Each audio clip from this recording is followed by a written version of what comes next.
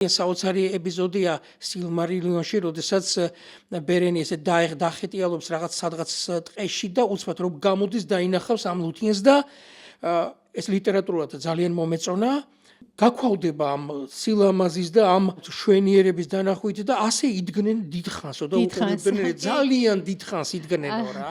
ალიკო, როდესაც საუბრობ თავისუფალ ნებაზე და ვახსენეთ ლუთიენი და ბერენი, ეს არის ადამიანის და ელფის სიყვარულის ისტორია. აი აქ თავისუფალი ნება რა კარგად ჩანს, როდესაც ლუთიენი თავის ელფურ ცხოვრებას თმობს იმისთვის, რომ ბერენი ამოიყვანოს მკვდრების საუფლოდან. აი თავისუფალი ნება ყველაზე კარგად მგონია რომ ლუთიენის და ბერენის ამბავში ჩანს და სიყვარულით რო ანაცვლებ ამას. სიყვარულს ვაყენებ წინ რა. ხალის იდეალური სახეებს ქმნიან. ლუთიენის და არვენიც. მე ასე ვფიქრობ რა.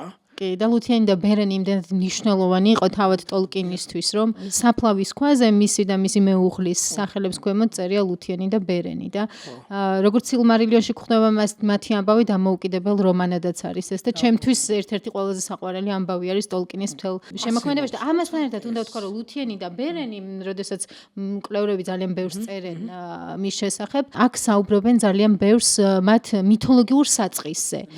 და როდესაც ტოლკინზე ვსაუბრობთ, რთულია ჩვენ არ ვისაუბროთ მითოლოგიაზე, რომელსაც ის იყენებს და ორფეოსისა და ევრიდიკის მითზე საუბრობენ, საიდანაც შესაძლოა რომ მათი ამბავი გაჩენილიყო.